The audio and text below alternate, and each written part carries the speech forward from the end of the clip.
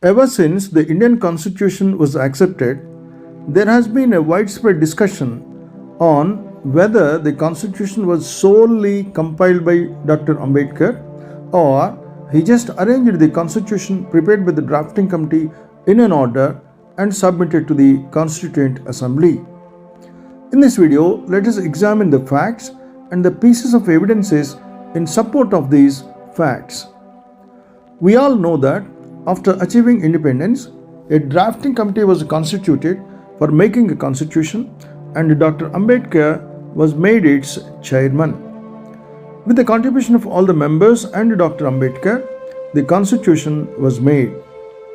But whenever we think of the constitution, the figure of Ambedkar will only come to mind and nobody else of the drafting committee.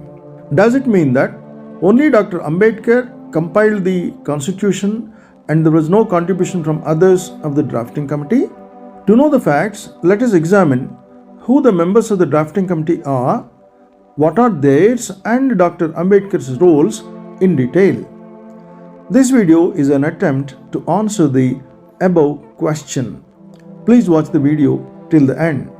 Before discussing who actually made the constitution, let us know whether actually there is a need for a constitution at all. A constitution is a body of fundamental principles or established precedents according to which a state or other organization is acknowledged to be governed. A constitution is a vital document according to which the country carries out its operations. A constitution protects the rights of the citizens of a nation irrespective of their religion, caste, creed, sex, or physical appearance. A constitution, thus, can be safely said to be a social contract between the government and the people it governs. It can also be deemed as the fundamental underlying framework of government for a nation.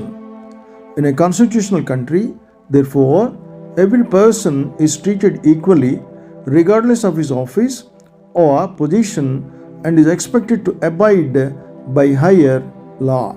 Writing a constitution of any nation is not an easy task.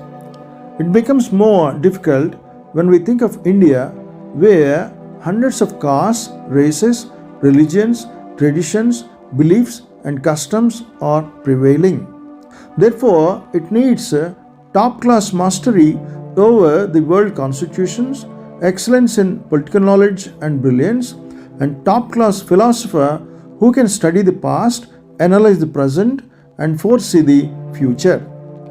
It also needs a great knowledge of different civilizations, societies, and cultures, and also the legal knowledge command, in-depth knowledge of world history, democracy, anarchy, imperialism, etc., and the knowledge of different administrations and its branches.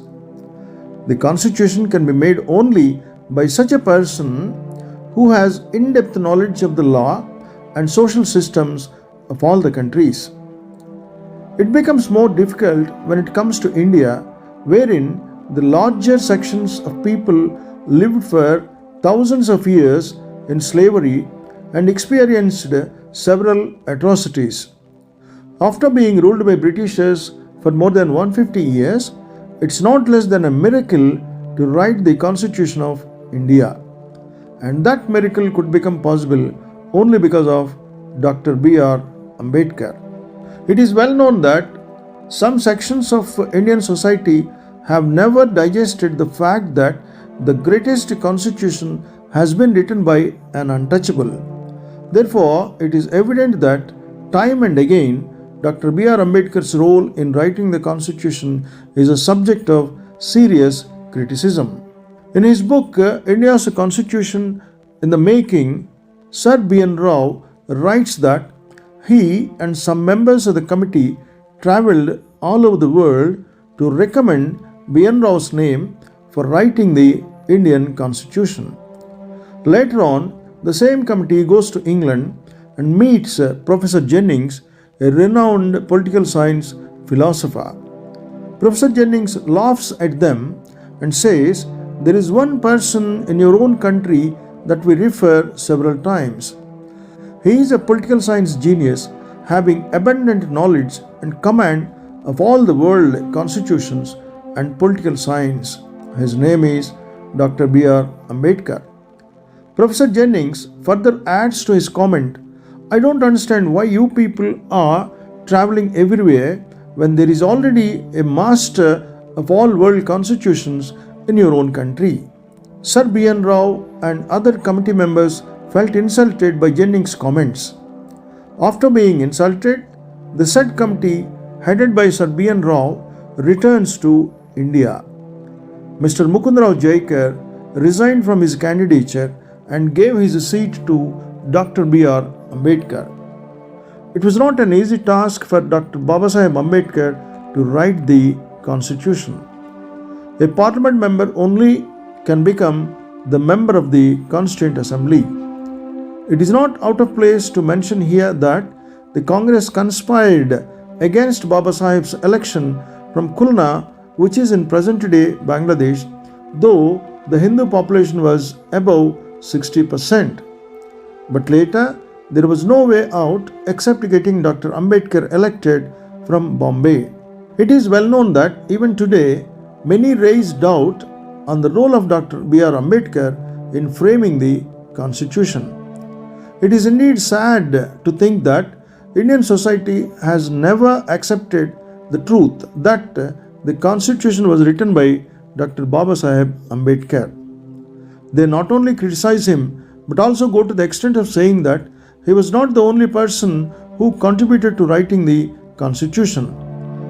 They step ahead and question Ambedkar's credibility, saying that he copied most parts of the Constitution from various democratic constitutions of the world, such as Canada, Australia, the USA, and Switzerland. But there is enough literature that can prove that writing the Constitution could become a reality only because of Dr. Babasaheb Ambedkar. Apart from Dr. B.R. Ambedkar, the following members were there in the drafting committee.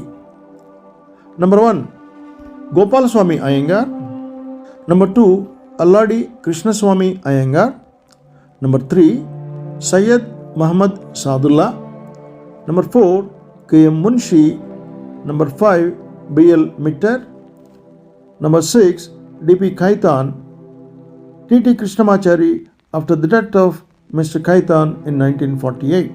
Dr. Rajendra Prasad was the President of the Constituent Assembly. It is evident that though the above members were present in the drafting, not even a single person worked for framing of the Indian Constitution. The statements made by the eminent personalities reveals what actually happened. Mr. T.T. Krishnamachari in the Constituent Assembly debate at volume 7, page 231 said that there were 6 members appointed in the Constituent Assembly. One of them resigned, whose place was empty all the time. One person died, and that place was also empty. One member used to live in America. Ultimately, his place also remained empty.